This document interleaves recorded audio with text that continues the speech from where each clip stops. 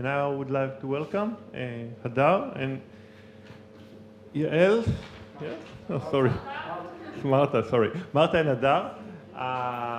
So they are both musicians, and we are so happy that they are here because our thought with this conference, with this meeting, was to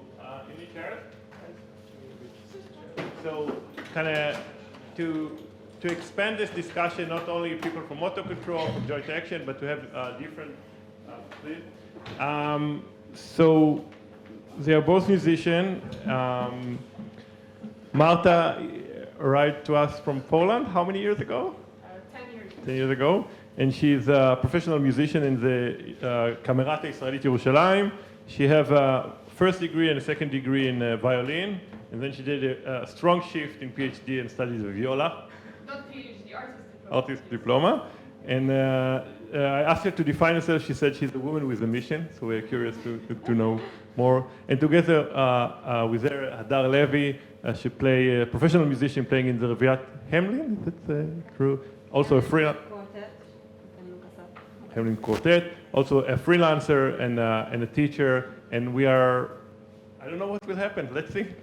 We actually met in the first, in the bachelor here in Tel Aviv. Yeah. So I'm barging into an open door from what you just said about practicing. Oh, I need to speak with this. Okay. It's fine now? Okay. So I'm barging to an open door exactly from what you said about studying things, doing it slowly. And I'm going to explain how it's indicate in playing viola for me. So when you see students play for the first time or for the first concerts, you can see them looking at the instrument, making sure that they're putting their fingers in the right places. When you see professional playing, you almost never see them looking at the instrument. They are either closing their eyes and enjoying the music or communicating with the other players or just looking around. That's because we already remember how it feels to play. It's deep inside our body. We've been practicing for years, doing the same movements all over again in order for them to be in our muscle memory. And when I practice, I spend most of the time practicing slowly, because whenever I can do something slowly, I will be also able to do it fast, and I will demonstrate. Playing the viola basically divides to two things: the left hand, which is responsible for the notes, and the right hand, which is responsible for the sound producing with the bow. When I play the left hand, when I study a new piece or fast passage, I'm starting slowly. I concentrate on my posture, on my breathing, and starting very slow. I will demonstrate. So, for example, scale.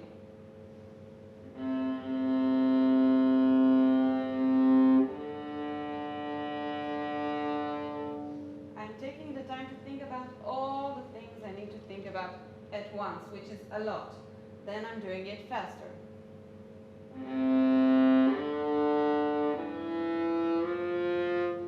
And faster and faster, and naturally in all over the viola. Until I reach the speed I desire.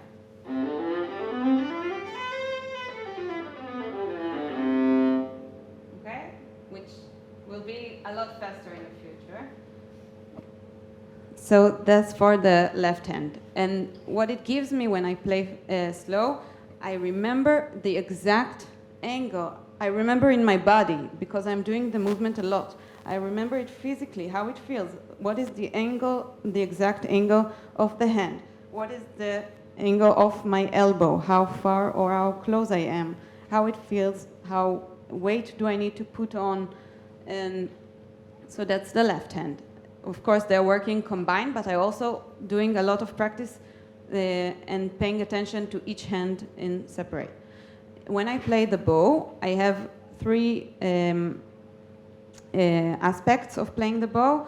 when I want to produce the sound. Is the bow speed, how fast or slow I'm playing, the bow amount of weight I'm putting on the bow, I can either lift or take it more heavy, and the place in the bow where I play. You can see that there are more heavier parts, more lighter parts, parts that are jumping freely or are more heavy.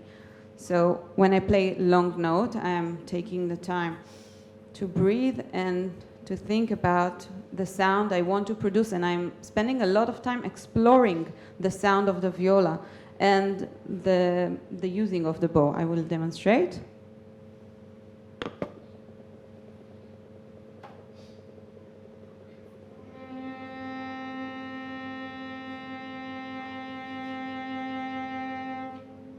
I can play louder.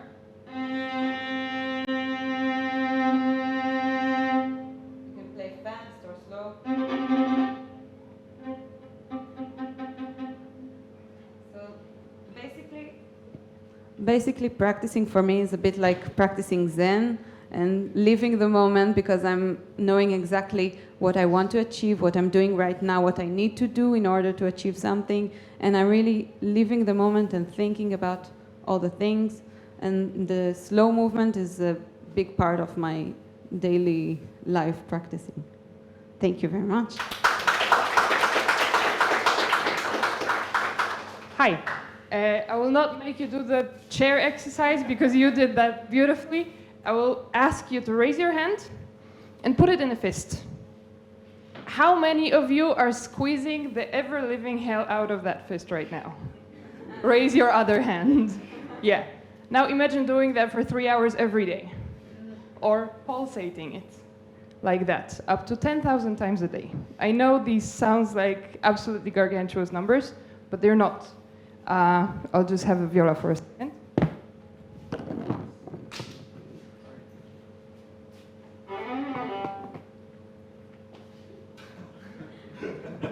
If we count the action of putting the finger down and up, these were 7 actions, right? 1, 2, 3, 4, 5, 6, 7. That took a second. Every action like this, every second for a minute, that's already 420. Per hour, 25,200. 10,000 is nothing compared to that. And nobody above the age of 10 who is really into playing practices just 1 hour a day. Now, where the mission starts. We are seeing more and more, when it comes to children playing, micro injuries. Some people have problems with their shoulders, problems with their backs, problems with the neck. Sometimes it's even over here. Sometimes something gets stiff with the jaw. You have to put your head on that violin in order to play it. The problem is these are not micro injuries if you repeat the action millions of times until you're 17. Usually you start playing an instrument when you're 7, around 7, bit earlier, bit later, but they amount to something that becomes incredibly, incredibly problematic. I've seen people with tendinitis, full-blown tendinitis, all of them. Name an injury, we have it. Yes, absolutely. I have an injury, and that was caused by the vibration of the strings, just because I pushed the finger onto the string so hard, my bone started overgrowing. I have neurological pains that will probably never go away. And all I can do is just slow down the injury coming up. The problem is we treat the instrument as an instrument, as stupid as it sounds. We should start treating body as our primarily instrument. And how does that happen? How can you reverse years upon hours of played-in injuries that we do every single day to ourselves in a practice room, and wave them like a flags, like my arms are sore because I practiced so much. No, that should not be the case. We become body conscious through very slow movement. What is the difference between me doing this and this? Something like 5 centimeters. and weeks of pain if I do that too much, right? There are many kids that come to me right now. I like to say that I thrive the most when it comes to reversing the technical damage that the kids come to me, and I've seen with my own two eyes my friends stopping their careers at the age of 25, 27, 30. That's earlier than Olympic gymnasts. That's earlier than ballet dancers. And we just use our hands. It should not be an extreme sport, but it is. And we should realize it as musicians that we drastically need to catch up to science and to medicine and to start taking what they give us in order to practice safely. Most of the time, the feedback you get from the instrument is the feedback you get from your body. What feels good will sound good, but not always. Sometimes there are some instruments, like the same action I asked you to do at the beginning. There are certain outcomes that you can reach in different ways. You can do that, or you can relax. That will benefit your body, but that does not reflect in the sound sometimes. So what I wanted to do and what I wanted to ask you for is help, as you are the researchers, you are the experts in the field of conscious slow movement and biomechanics of slow movement and everything we need in our job, basically, to free generations from thinking that music equals pain. And that is very doable, but we need to approach it in a way that I haven't seen too many people approach it. What I see around me is musicians going to the practice room, practicing, going out, going to physiotherapy. Great! But what it means, we're basically putting a hand on a hot stove and then running towards cold water. And then we do it again, and again, and again. What if we turn the stove off first?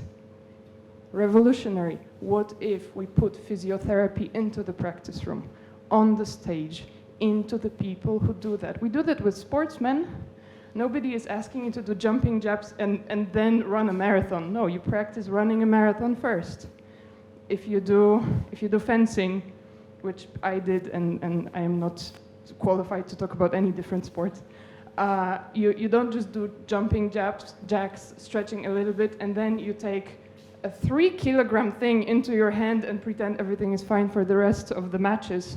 You practice with something lighter at the beginning, you do the exact movements, and then you go play a match. I have not seen this approach enough, and now the children are paying. We need more teachers who are eager to learn from you, from the researchers and from experts on the movement, how much easier we can make it for the future generations. Thank you very much. And now for the concert. Sorry, yes. Yes. I don't know if you know, there is Keshet Ayalon, you know? Yeah, we know. So for years they were teaching how to, איך אומרים, חץ וקשת. Yeah, because they believed, one of them was a violin player, and with Shlomo Mintz, they believed that if you study this practice of Chetz and Arrow, it will reflect in the violinist. So I was involved with them, but Yes. I did research with them. We were planning that. Absolutely, that would be. Please do the research. I beg you. One more half-a-minute story for me. I went playing badminton with my mom. I didn't warm up correctly. Arm is out. I can't take off a shirt. I can't reach anything on a shelf higher than this. I can't move, but I have to play my graduation recital in half a year from now. I need to practice. And I did that. This entire situation happened after already 5 years of just reversing the damage that has been done to me while playing with a bad technique by my former teacher. And so I think to myself, I will just take violin and play whatever I can with my arms hanging here. I take violin, injury is gone. Phenomenal. 2 hours practice, as if I never did anything to my arm whatsoever. I put the violin down, what happens? I can't move my hand again. The question is how much of a dry practice away from the instrument actually transfers into the real life situations when we have physical frame to what we do. We all of the sudden have an object that doesn't let us move freely like we practiced before.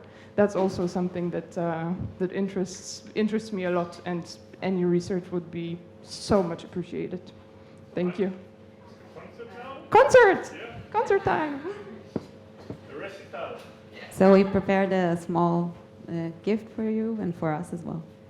Since we're here with Very slow, very small.